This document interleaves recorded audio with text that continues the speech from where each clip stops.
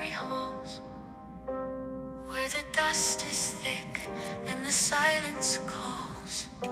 Books tell stories of the things unseen, of foxes wild and spirits keen. Whispers in the stacks they creep, ghostly chills that steal your sleep. Paranormal truths no one believes, they linger here like autumn's leaves. Bibles open to verses dark, stories written to leave their mark. The wildlife outside hears the moans, silent foxes, the forest groans. The last of beast you cannot tame, a history buff who knows no shame. Paranormal life outside hears the moans, silent foxes, the forest groans. Past a beast you cannot tame, a history buff who knows no shame. Paranormal tales in every spine, haunting truths that cross the line. Whispers in the stacks they creep, ghostly chills that steal your sleep. Paranormal truths no one believes, they linger here like autumn's leaves. Spirits waltz through moonlit air, books fall down as if to dare. Foxes howl in the wooded shade, they guard the truths that time forbade. All right. Thank you, as always, Sweet Tea, for that great intro. I just sing along to it every time I play it because it's so cool. But thank you all for being here tonight on this Friday the 13th. And interestingly enough, we're not going to talk about Friday the 13th stuff. Done that before, but I've done Valentine's Day too. But St. Valentine's Day is tomorrow, so I thought it would be a good time for a St. Valentine's Day episode. So I hope you will enjoy it. Before I get started, let me say hello to my crew. Mustang Mike, Toro in the house, Paulie Donuts is here, Billy C is here. All right. Gina is here. Good to see you, Gina. Stiggs was here before. Tammy Thompson with a donation. Thank you so much. That's awesome. You're the best. I really appreciate that. Zelda is here talking about my Newport episode, which I think, thank you for the compliment on that. Thindo is staying awake for me, and I appreciate that. Thank you. Ryan Breen is here as always. They're my regulars. Brian and Tammy are definitely my ghost regulars. You know, you don't see them around in Stiggs' show or or the other shows that we hang out with, but you see them here for the ghosts. So stay like the ghosts, but just like me. All right. So let's talk about St. Valentine's Day. And what better thing for ghosts than would be forbidden or lost love? And that's the connection to Valentine's Day on this particular episode. We're going to talk about 4 ancient stories, ancient, Middle Ages stories from Europe, all involving castles and all which take place around Valentine's Day and have to do with love. So it's very fitting for this particular holiday.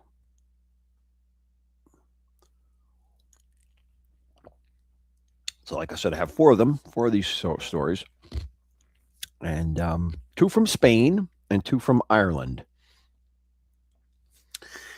And then I have some couple paranormal videos to look at to be debunked. So, with your permission, we'll get started, right, Lenny? Lenny, everyone see Lenny's hat. Lenny's fedora, his red St. Valentine's Day fedora, is in effect.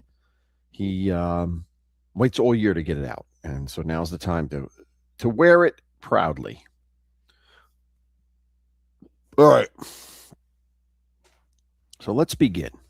Now, our first story takes place in a place called Salamanca, Spain. And it involves a place called Castle Buen Amore. Amore would be Italian. Amor. Castle Buena Amor. So Castle Good Love. And this castle was originally built in the 13th century. But our story deals with what happened in the 15th century. So the 15th, or actually the 16th century, this particular castle is purchased by an archbishop by the name of Alonso de Fonseca Hiyada. Three names. But the key thing is that he's an archbishop of the Catholic Church in Spain. And as we all know, archbishops and priests are not to be married, or they're to remain celibate. Well, this particular archbishop had a little problem with that. In fact, he fell madly in love with a young, beautiful woman by the name of Teresa de las Cuevas. And she was described as the most beautiful woman in that particular region of Spain. And because of that, she was sought after by many nobles. And her father had promised her in marriage to one said noble. But notwithstanding that, she was going to follow her heart, and her heart belonged to the bishop. And this is the classic forbidden love. They both love each other. He cannot do it because of his vows. She can't do it because she's promised to another. But those restrictions be damned, and they still go about having their romantic relationship. Now, the archbishop at the time was quite wealthy, and he had the ability to purchase this old castle. And he renovated it. At the time, it was a couple of centuries old, but he purchases this castle, and he purchased this castle specifically for Teresa because he wants a place for Teresa to live in solitude where he can visit in solitude. So he could go there and spend time with her away from the prying eyes of the local public that would condemn him and her for this relationship. So this happens. Now, but the one thing we forget about is that she was promised to another. So she has a fiance, a local noble. And this local noble gets wind of this. Now, what's going on? There's only 6 people here. What is happening? Where did everybody go? We had 15 people. Now there's only 6. What is going on here? Where are people going? So anyway, so this local noble, he finds out about this. And one cold February night, he decides to take care of business. He was not going to allow this to continue. So he sneaks into the castle at night, this castle Buen Amor. Now, let me show you what the castle looks like before I continue the story, because I think that's important. You got to see the castle, because these are all amazing castles. So,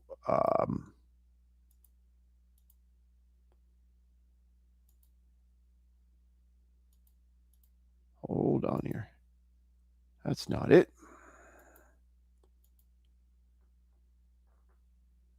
I think this is it. Yeah, this is it. Let me get rid of this. And here we have Castle Amor, Buen Amor. As you can see, it's Spanish because it's in Spain. And Spanish castles all had this very Middle Eastern look to it, if you ask me. Um, it's very sandy and gritty, kind of because of their interaction with the Moors in Africa and such. So, and the way Spain is very close to Africa, I think a lot of the influence structurally came over, and a lot of the castles were built in the same fashion. So, this is it. This is what the castle looks like. And Castle Buen Amor is where these two forbidden lovers live, the Archbishop and Teresa. And it's in this castle that her estranged and quite angry fiance decides to confront the couple. However, he picks a night when the Archbishop is not there. The Archbishop, well, he's there, but he is not in the same location. He's in a different part of the castle. So the fiance sneaks into the castle, makes his way to the top parapet where Teresa was out gazing at the night, and he corners her. And at this particular time, he, in a rage of jealousy, he stabs her and throws her body over the side of the castle. And obviously, she meets her end at the hands of this fiance. And the Archbishop, who is on the premises but in the other part of the castle, hears her screams in vain, rushes to her aid, but can't get there in time. But he gets there just to see her body getting thrown over the side of the tower to her doom. And you can imagine the horror in his face as he sees his beloved killed before his very eyes. And at that point, the fiance makes his escape, and the Archbishop is just devastated by what he saw there, and begins to go into a deep, deep sense of guilt for his inability to save his love, as well as grieving for the loss of his love. And he does this to the point where he actually loses the will to live, and he dies. Weeks later, he dies after the death of Teresa. He dies himself. So, what does this mean? Well, as a result of this, these two spirits are said to haunt Castle Buen Amor. And you can go to this castle and stay there as a tourist. It's a place where you can stay and spend time. And many people have said they've seen both spirits. They've seen the spirit of Teresa, and they've seen the spirit of the Archbishop. Now, let me get rid of this. The Archbishop, they see in his priestly robes, and they will see him manifest himself in a hurried look, as if he's trying to get somewhere quickly. He'll rushing to the aid of his beloved. And when they see Teresa as in a white dress, along crying, in the white dress, crying, making her way along the walls of the castle corridors. And they say they hear the footsteps of these two spirits trying to meet, but they never meet. They will hear footsteps coming from both directions, and before they meet, they stop and dematerialize, as if something eternally is preventing them from being together. And because of that, they're both trapped in this castle, forever trying to once again reunite the love that they lost because of this forbidden love to begin with, that they lost because of this murder and death through his inability to live without his love. So it's a tragic story, but it creates the perfect backdrop for ghosts haunting this place. Forbidden love, death at the hands of someone interfering with that love, and a longing to get that love back. And that's what we see here in Castle Buen Amore in Spain. Hello, Patty. Good to see you. Hello, CG2. Good to see you. Thank you guys for coming in. Appreciate it.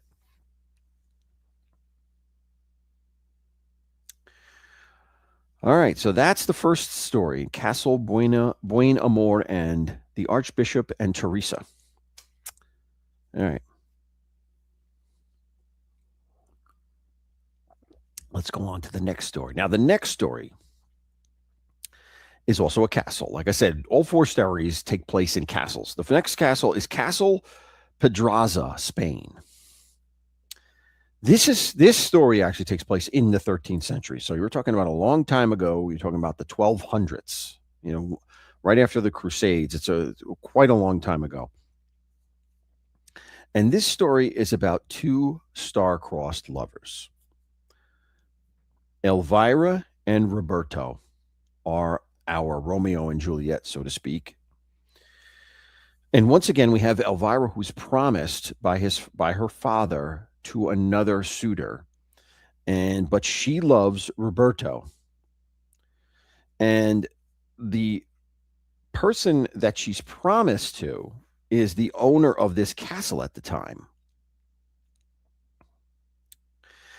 And he was a local lord, owner of this castle, who once again wants and goes out and gets a local family to commit their daughter to marry him. But she's in love with Roberto. So what do these two lovers do? They sneak around and meet in the middle of the night in the castle, in different parts of the castle, because he won't let her leave the castle. She's basically a prisoner in the castle until they get married. Paulie Donuts, thank you, my friend. That's awesome. 5 memberships. That is pretty cool. Where did I do it with my phone? Let me find out who gets these memberships, because that's pretty awesome. Paulie Donuts is always supporting the channel, which is, I can't say thank you enough for. If I could just find this real quick, it would be nice. So I could see who actually got the memberships. Maybe you guys could see it, but I can't. Not from StreamYard, I can't see it. So it's interesting that I'm looking on the phone and it shows that there's 26 people in the chat, but I see over here there's only 13. So I don't know what's going on with that stuff. But anyway, let's see. We got Sharon with Shannon. That's awesome. We have Angelique gets one. We got Patty gets one, which is great. Patty's here. I forgot to say hello to her. Hi, Patty. Great to see you. Angela Mimi gets one, and Deb Roberts gets one. So pretty cool. Thank you again, Paulie Donuts. That's awesome. All right.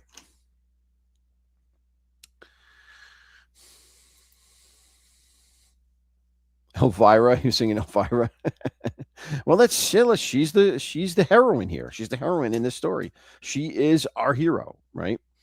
Because she wants to follow her love, despite the fact that she's committed by her parents to marry this local lord. So they begin to meet, and they spend as much time as they can together, until such time as the Lord finds out about this. Now, the Lord at the time, remember, it's the 12th century. He is the ultimate authority in this area. And what he does, he goes into such a rage that he orders that both Elvira and Roberto are to be executed for their treason against him. He considers it treason in his little fiefdom there.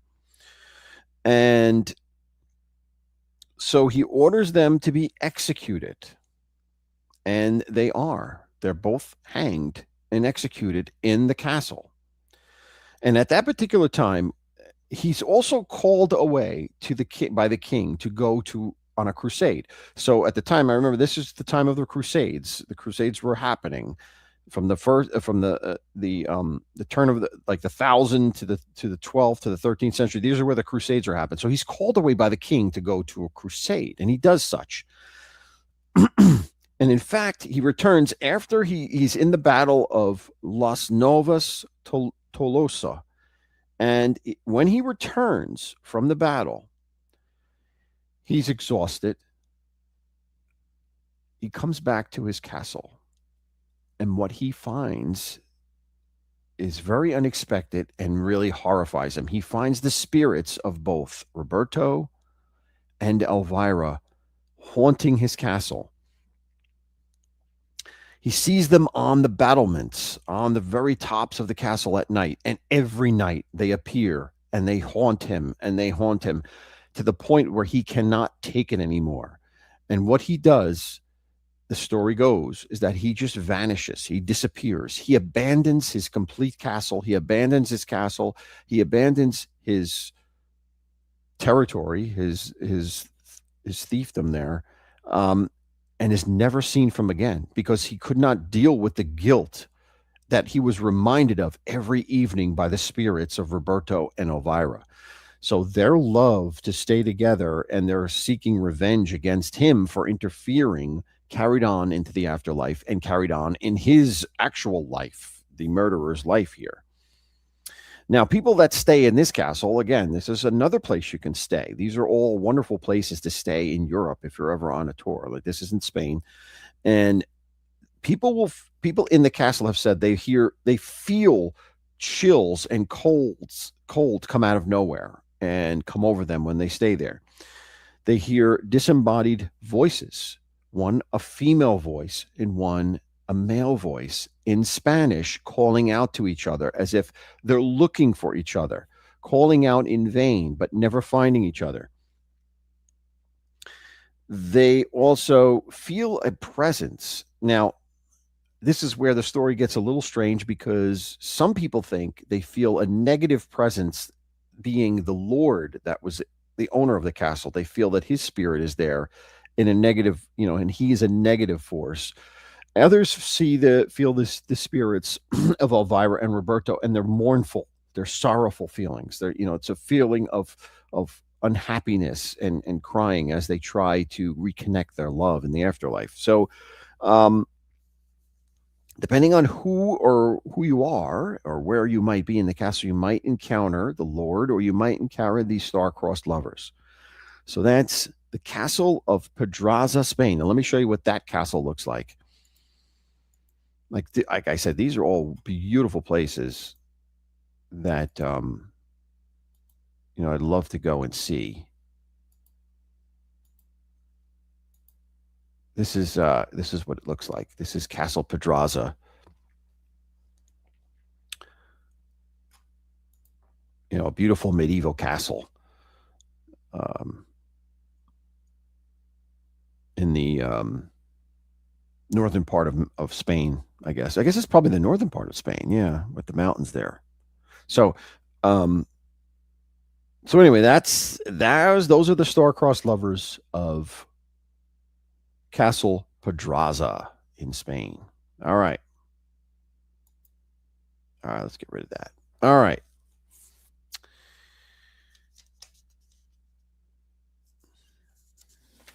So those were your two Spanish love stories and tragic love stories in castles in Spain. Now let's go over to Ireland for our next two stories. Now, why there's only 5 people in the chat, I'll never understand, but okay. Let's start off with the White Lady of Kinsdale.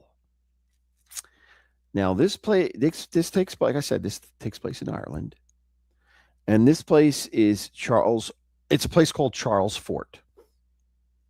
Now, let me show you what Charles Fort looks like, because this is pretty cool. If you ask me, it's pretty cool. All right, so this is the place where we're talking about it. And this is a little later than our other stories.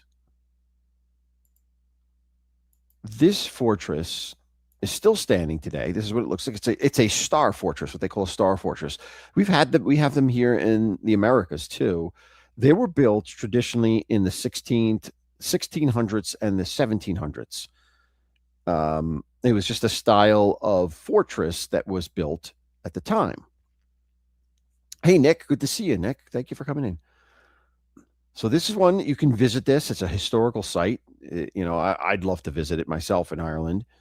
And it overlooks, and it was built in this particular location because it was to guard this waterway from invasions. And it's Kinsdale Harbor is where it guards. And that's why I guess it's, Lady of Kinsdale. The White Lady of Kinsdale is the spirit we're going to talk about, but that's where it comes from, the name Kinsdale. There's one picture of it. Now, let me show you. I got another picture of it, which is also pretty darn cool, which I want to show you so you get a good understanding of what I'm talking about here. Here's another angle of Fort Charles Fort. As you can see, the buildings are still standing. It's pretty cool. Pretty darn cool place. And also, you could understand how spirit might inhabit it, right? You could think it's got to have a spook, right? It's got to have a spirit. Anything that old, it's got to have a spirit in it. All right. So let me get rid of that. Osada. There's Osada. How are you, my friend? All right. All right.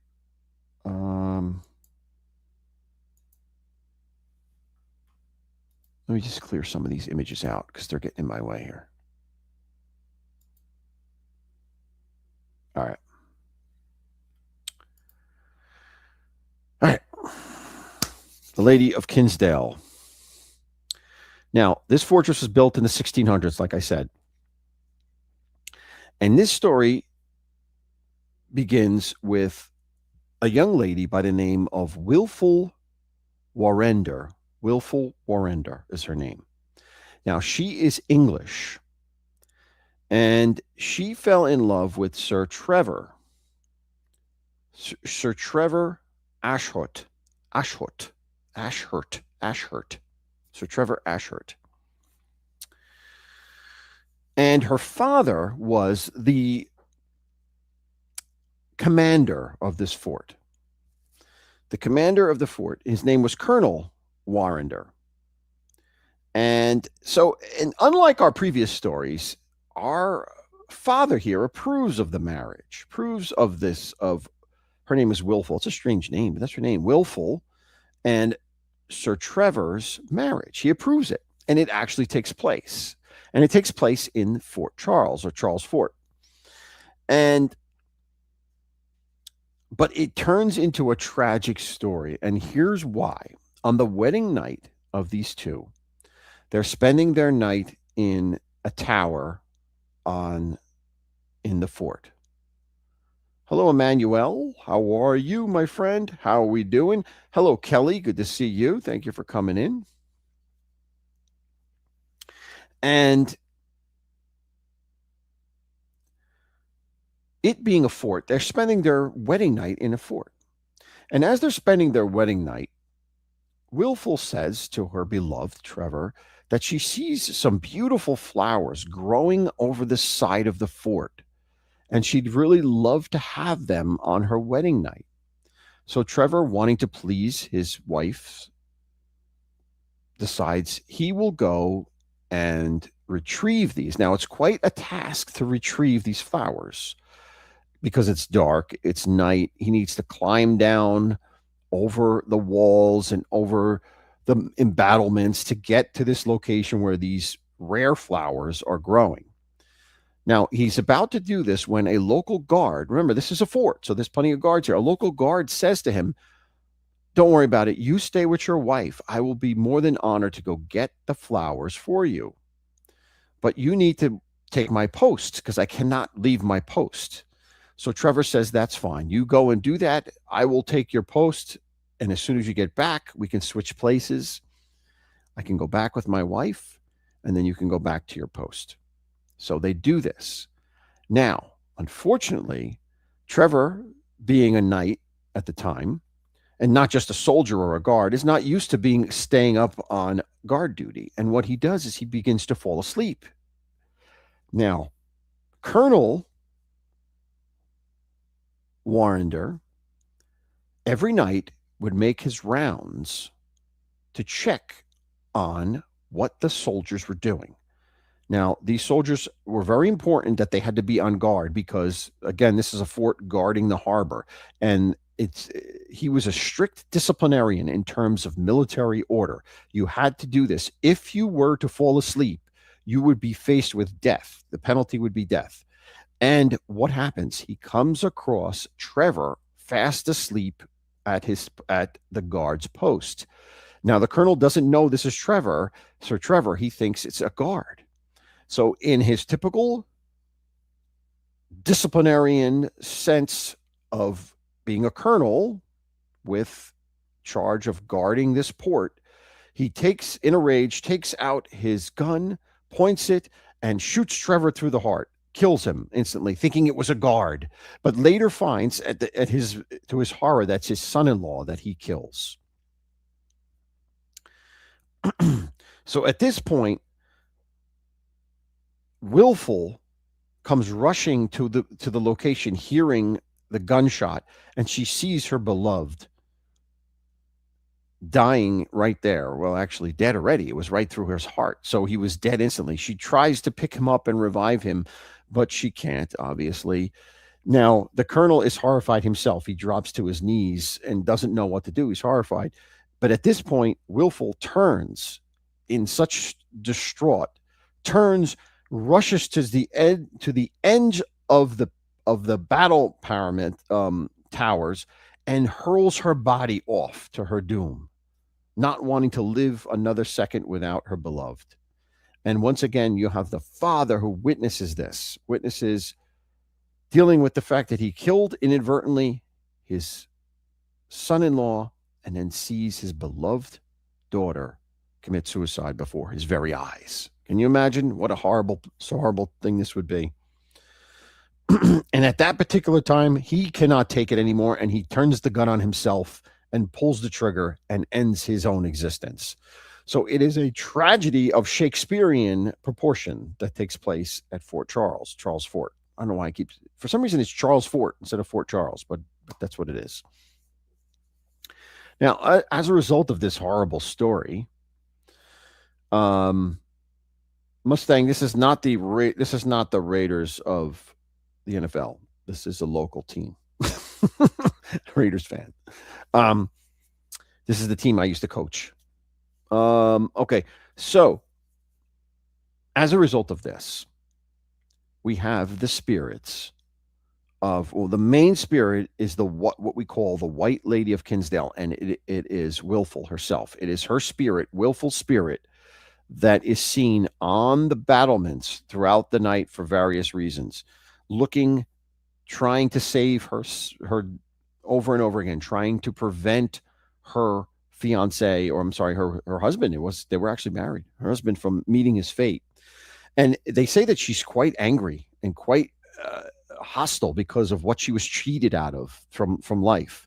That she's an angry spirit, a malevolent spirit, and that she will actually do damage to people if you encounter her. And there's a story that in 1922, remember, this was an active fort until, in one way, shape, or form, up until the 20th century. So in 1922, a medical officer is staying in the fort, and he's awoken in the night by a woman in white standing over his bed. And as he opens his eyes and reacts to it, he feels himself being dragged by her out of his bed to the hallway and hurled down the stairs. And in fact, he sustained several injuries from this. Thankfully, he wasn't killed, but he sustained several injuries, and he swore that it was the White Lady of Kinsdale that dragged him from his bed and hurled him down the stairs in the middle of the night, which caused him to have broken bones and injuries and internal injuries. So she's quite a hostile spirit for what she had lost. She lost her husband. She lost her own life at the hands of her father. So just a horrible, horrible story that has all of this negative energy in it. But as a result, things that will happen in the castle, people might see a woman in a wedding dress. She often appears in her wedding dress. They will see her walking along the top walls of the fort. There is things that are thrown and items that will be thrown around inexplicably. Doors will be opening and shutting inexplicably. Banging noises. Remember, she's an angry spirit. She is not happy with what happened to her. She hasn't gotten over it yet, and it doesn't look like she's going to, because these things are still being encountered. These type of paranormal activities are still being reported to this day by people that go to this castle and stay there. Again, you can stay here. It's all of these castles are historical sites. You can stay there and you might encounter this type of spirit. So the White Lady of Kinsale in Ireland, Fort Charles Fort, is not a spirit to be reckoned with. You know, she dealt with a lot of bad stuff, and she's willing to take it out on anyone she comes across. So if you happen to be there, you might want to tread lightly, walk lightly around the White Lady of Kinsale. All right, so that's your third story.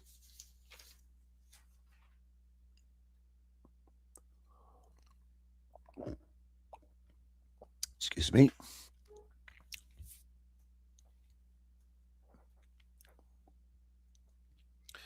Yes, you know what? You know what? They are sad ones, but they're all around love. They're all sad. All four of them are sad stories, but they are all based on love.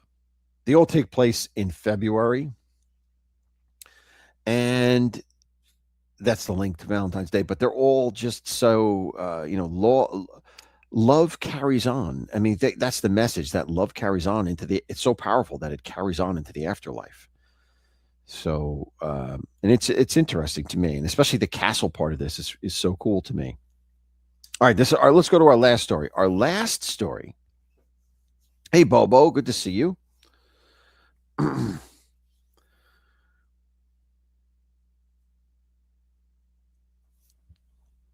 Last story takes place in a place called Ross Castle.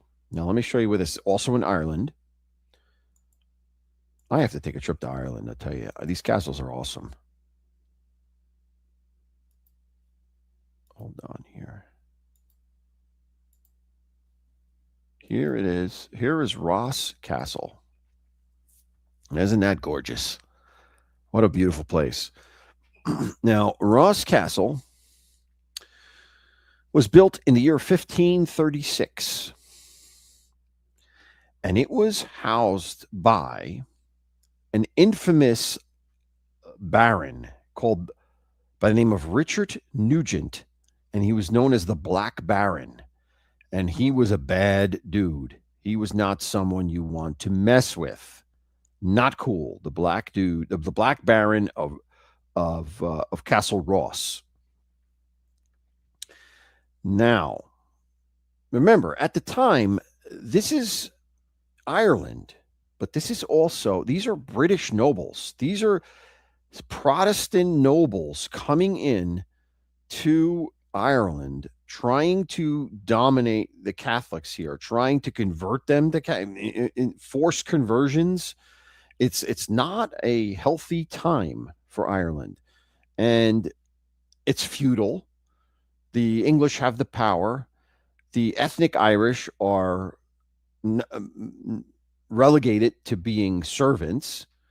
So it's a tough time. It is a very, very tough time for Ireland. And the Black Baron is typical of English nobles at the time. You know, these are people without scruples. They're there to rape the land, so to speak. They're there for a purpose. They're not benevolent. They're not benevolent rulers. They're there only for their own personal gain. And the Black Baron is atypical of this. I mean, not atypical. He is the typical person. He is the prototype for these type of evil nobles that come into the area. Now, it is said that the Black Baron is so evil that he once killed a beggar for stealing a loaf of bread from his castle. And in fact, he executed him himself. He grabbed him, pulled him in, and put a noose around his neck and yanked him up himself and killed him in front of the other folks in the castle. This is how vicious this Black Baron was. And this is a real person. Richard Nugent, the Black Baron. All right, so let's. There's your castle. Beautiful place, by the way. Beautiful place. So, what's our story, though? Now, the Black Baron had a beautiful daughter by the name of Sabrina. And Sabrina, unlike her father, was a woman of the people. She loved and was kind to all of the ethnic Irish that lived under her evil father. She would provide them with free food. She would provide them with clothing. She would go out of her way to help the people there, even though she was very ill herself. She was born with a disease that made her very ill and weak, but it didn't stop her from following her goodness, her good nature, and helping those that needed help. And because of that, she interacted a lot with the local Irish that lived there. And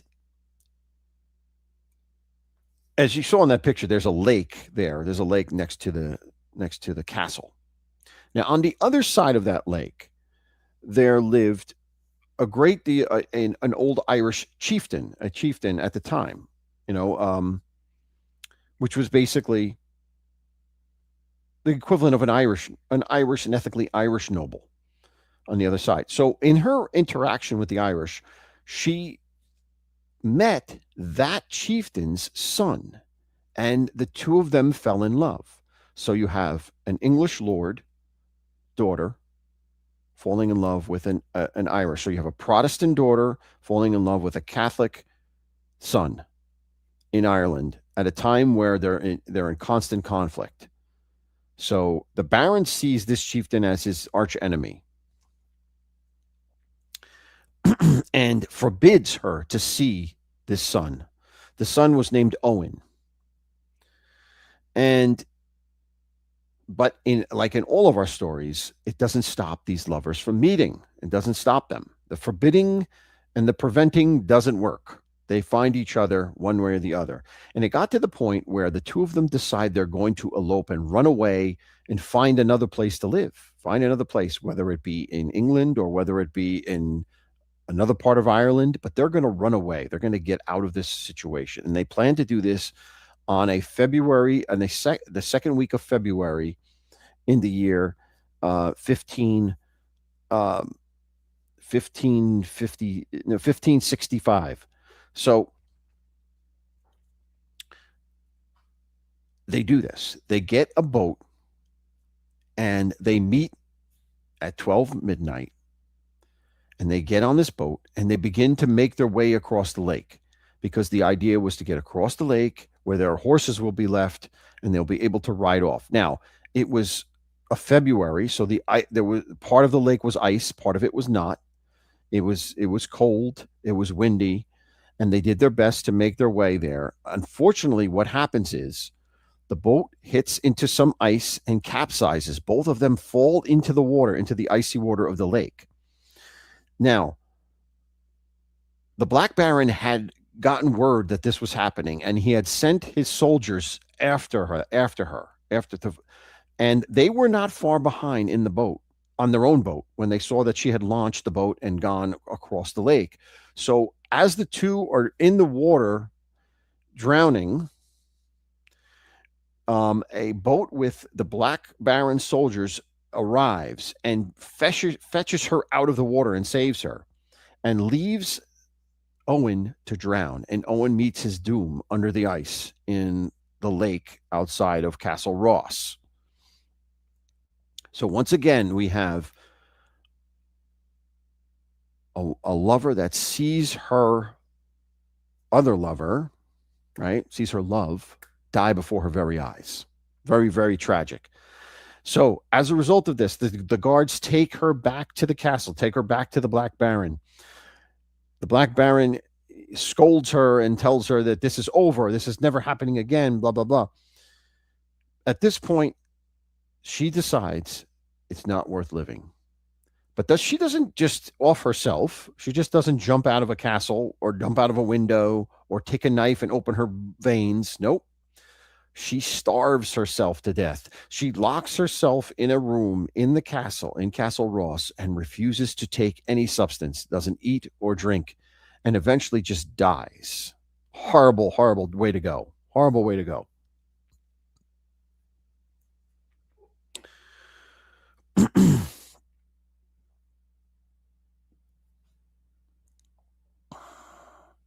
By the way, Owen's name was O'Reilly, and the clan of Irish were the O'Reillys that that chieftain was the leader of. I forgot to say that. So she dies. What does that mean? Well, it means that she now haunts this castle. She haunts Castle Ross, and people will have a feeling of being watched when they're in the castle. Now, there's also said to be a malevolent male spirit. Now, many people believe that this is the Black Baron, the spirit of the Black Baron. That the weather will turn cold and around them, and you'll feel a sense of dread. And this is the Black Baron who is there, bitter and angry because, number one, he blamed the Irish for stealing his daughter, and then also her taking her own life. He blames them for it as well. And it's said that he is the malevolent spirit in this place, but that she, what did I say? What was her name? I'm getting lost. Sabrina. How could I forget Sabrina? The spirit of Sabrina is the main one that wails and cries and looking for her Owen. That they will hear footsteps, the light footsteps of her. Some people say they will see her spirit outside on the lake, floating above the lake. That doors will open and close and banging noises, typical paranormal activity sounds in the castle. Again, you can stay here as well, another place that you can stay and experience it if you wish. But you might encounter the spirit of the Black Baron. You don't want that. That's a bad one. That's a bad spirit.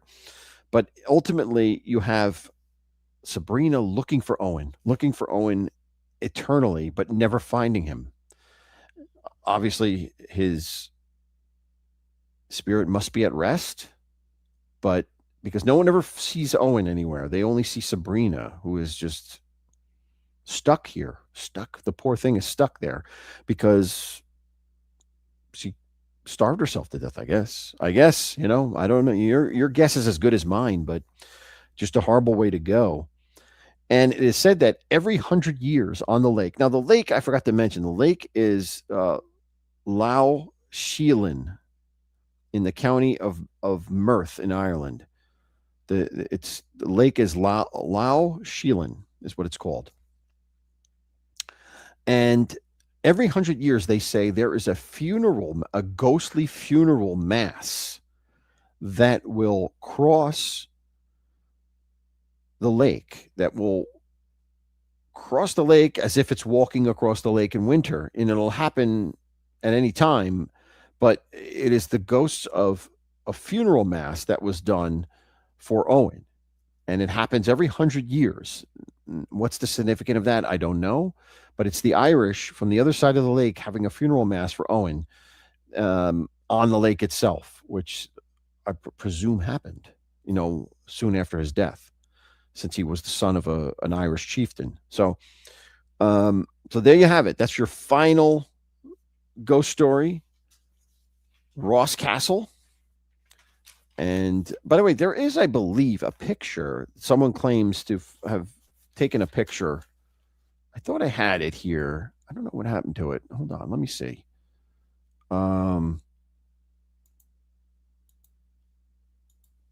This was a while ago that this picture was taken. If I can find it here. Yeah, here it is. This is said to be, and it's tiny. You really can't see it. But as you can see, there is a figure standing there in a courtyard in Castle Ross. It is said that this is they believe is a spirit of one of the people that haunts Castle Ross, whether it's the Black Baron or whether it is Sabrina. To me, it looks more male than female, so maybe it's the Black Baron. But this was taken in the 1930s, and nobody can explain what it is because supposedly no one was there when the picture was taken. It was just someone taking pictures of the courtyard at the time, and it is believed that this could be one of the spirits that haunts Castle Ross. So I just thought that was interesting. I'd share that with you. But,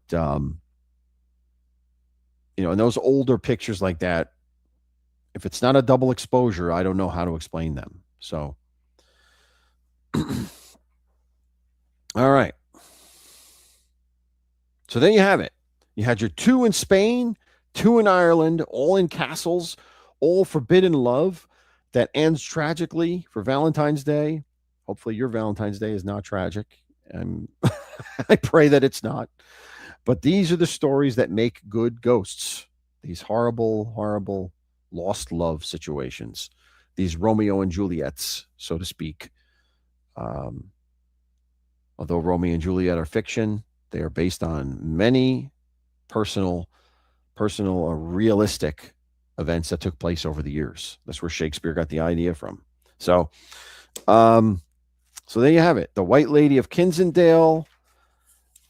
You have Sabrina and the Black Baron of Castle Ross. You have the Bishop and Teresa of Castle Buen Amor. And then you have Elvira and Roberto of Castle Petraza. 4 ghostly lovers' stories in castles in Europe on this Valentine's Day Eve.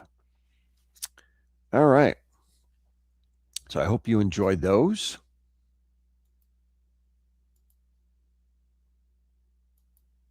Let me just clear this out real quick.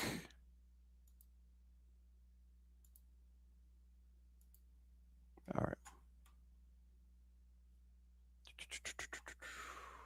Now, in case, I don't know if Assad is still here, but if he's here and he wishes to come up and help me talk about these 3 paranormal videos I think I have,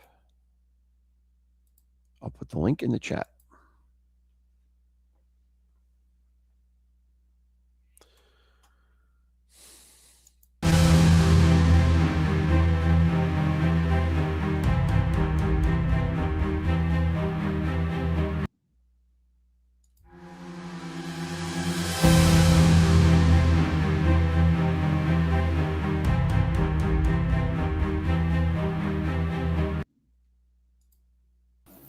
All right. Hello, sir. Hello. How are you? Good. How are you today? Doing well. Busy. Going to be a big day tomorrow for you, right? Yeah, today and yesterday were big days too. So, nice. Yeah. All right. Well, I have 3 particular things to look at here. All right, let's go since we were on the castle stories, let's go with a castle first. This is a castle in England. And let's see what we can do here. Brian says this is his favorite part of the show. Oh, that's awesome. Thank you, Brian. Ryan. What am I saying? Double talking here. All right. This is a castle in Britain. And I think I may have shown part of this before, but I wasn't sure. So we'll go through it again. If I did, it is what it is. But now, this is going to see. So now I'm going to stop it for a second. You're going to see this is a part of the castle where this guy is taking film, and he's going to pan to the left, and you're going to see a window there. And in that window, you're going to see a face.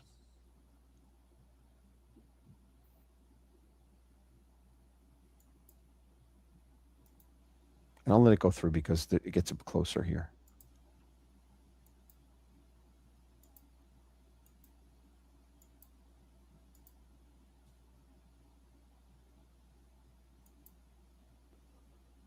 And that's definitely a face. The question is, what is it? Now, to me, that looks like a video of a face. A video of a face. Like, you see the face? Yeah, I definitely see it. Yeah. To me, it looks like it's like an image, like an image of a face, like a screen, like a video screen. Yeah, yeah, because by the neck it's just a straight line. It's like cut off, right? So there's black. Right. Right. But, the story that goes along with this is that's not the case, that this is just a window in the castle. But I mean, I would question why there would be a metal window there to begin with in a castle. I mean, it's kind of odd. And to me, it just looks like it's a video screen that was put up there. And that's like a TV. Yeah. I mean, like it's a TV just embedded in above the thing, but it just with just the frame looking a little weird. Right. But it kind of looks like a TV now, almost. Even goes in a bit more, right? Oh wow! I mean, that really looks like an image from a television to me.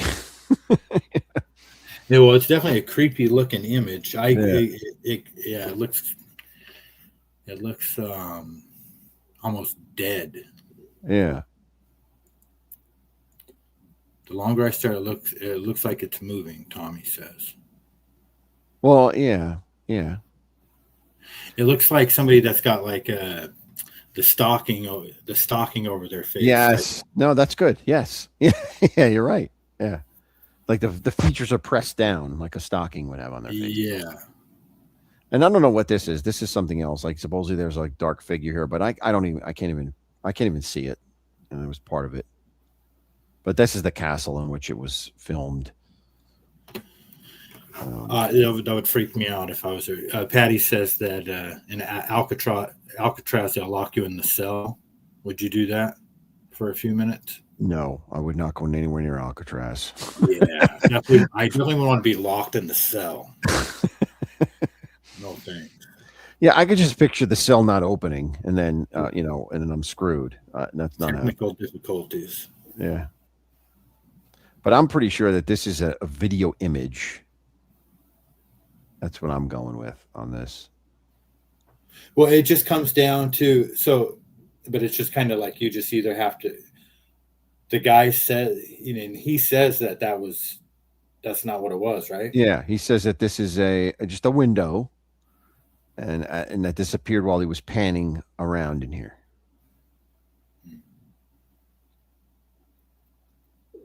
See, it's kind of like this was kind of like a cell. You see the door there is like an old gate, like a gate door, like a cell in this castle. So yeah. I mean, it's obviously it's a very creepy place, and if that was a TV and that was on the TV screen, it'd freak me out if I was there. Yeah, you know what I mean. Yeah, no, I agree with that. Yeah, I don't know. So, Patty, your daughter did that? Wow, well, she's braver than I'd ever be. Hey, Magooch, good to see you, buddy. Never went out there, but I've been to the Fisherman's Wharf, and there's a pier that like Pier 39, I think, and you can see Alcatraz from there. Mm-hmm. It's a cool place, or at least it used to be. I mean, now I think it's probably not. I would be fine visiting it. I mean, I love historical sites, so I would be fine visiting it. But no one's locking me in any cell. That's for sure. That's not happening. No. All right. Let's go on to my next one here.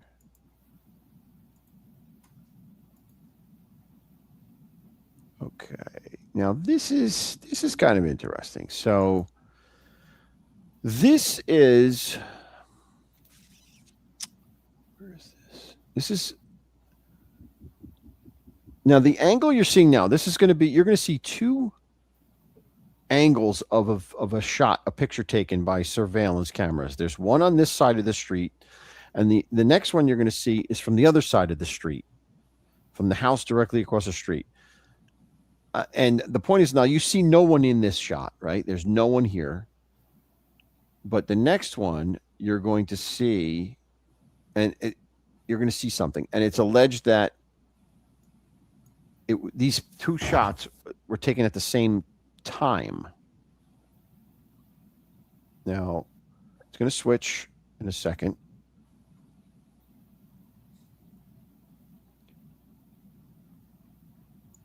All right. Now this is a shot from across the street. And you can see the blue arrow on the picture on the right is the location on the left. Now you can see the image. It looks like two people sitting there on the curb. But you don't see them on the picture on the right.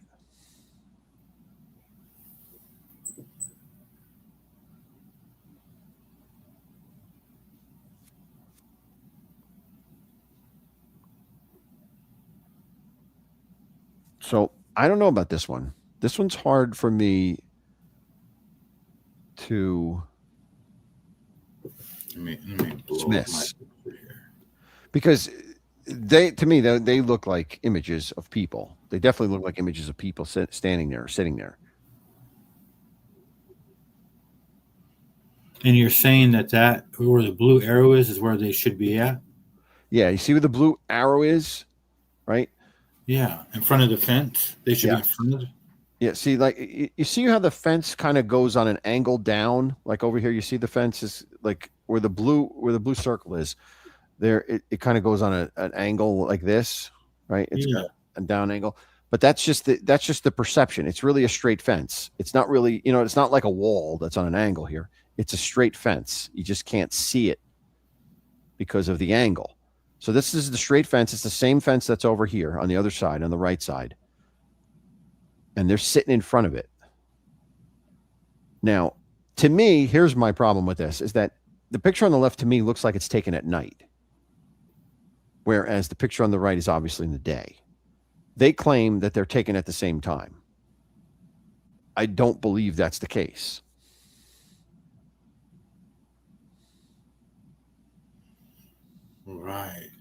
Right, because they must have them.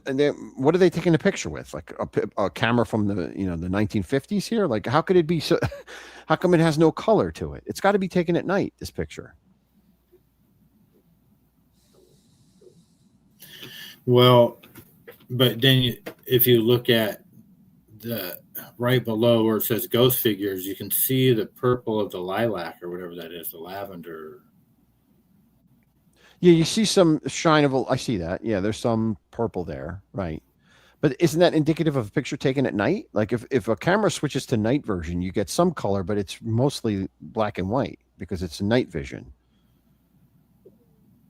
It almost looks like, I don't know. It's weird. It's almost like it's like a light shadow.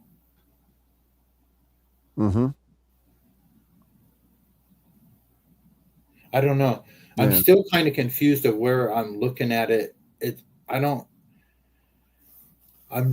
confused because the point of the fence where the circle inside of the blue circle, the fence ends, right? Right.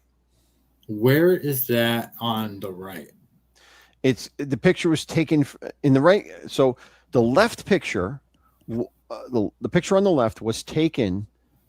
I mean, the picture on the left itself was taken in the picture on the right from all the way from the right. So the house. Oh, I see now.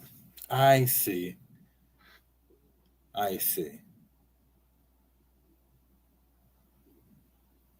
Yeah, I don't know. This is a tough one. This really is a tough one to figure out. I mean, if they're lying and that was and this picture was taken at night, that explains it. Because a lot of times night pictures like that, it can come out looking like a ghost because the blurring, people moving, blurring in a farther distance, they kind of look like ghosts. So that could explain it. But if it's a daytime picture, I do not. If it's actually a daytime picture, I have no explanation for that. Like, why on earth would it look like that? Right. So what, once again, you're always stuck with the commentate. You have to either believe or disbelieve the commentation that's given about it by the person that, like, because you got to believe them, or you don't have to believe them either way, but you got to go with that because that's all we have is them saying, okay, these pictures were taken at the same time, but there's no way to prove it. That's just what they're telling us. Exactly. Yeah. So I don't know about this one. I think it could go one way or the other, depending on the truthfulness of the reporter of this. All right. Now I have one more. Where is it? Here we go. Now this one creeps me out. So let's see. This is These are still shots taken by a person in their bedroom at night, and they're taken at two different days, two different weeks apart. But the thing that I always ask about this is who puts a camera of themselves in their own bedroom. But whatever, that's always suspect to me. But here we go. Now now you could see the bedpost in the back, like the what do you call that? The headboard. The headboard is in the back, right? There's shelves above the bed, and the story goes that the owner that lives here is laying flat. He's laying flat, and this is showing above him while he's asleep. Okay. And laying flat. So certainly creepy to see that. Now, here's the other shot. You're going to see the other shot that's taken weeks later. Same situation. The owner's sleeping in bed, flat, and then this comes out above him.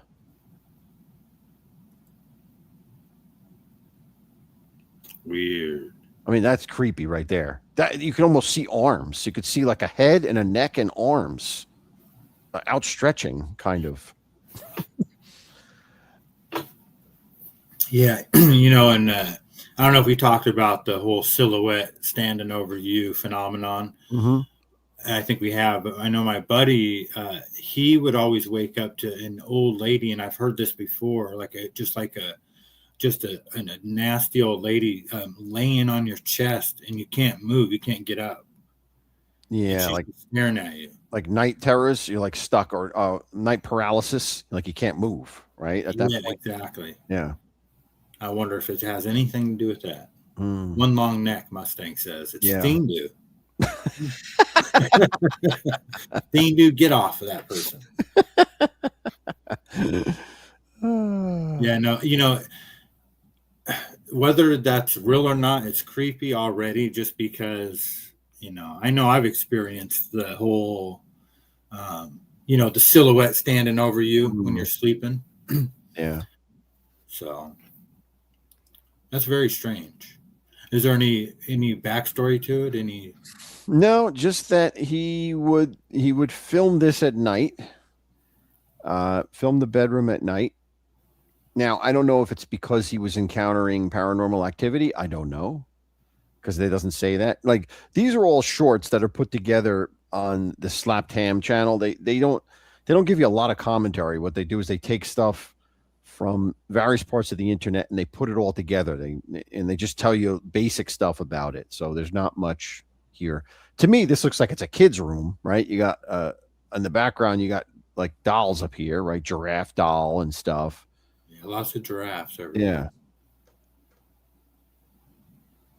But that's to wake up and see something like that, or to see the video of it afterwards, I'd be scared out of my wits.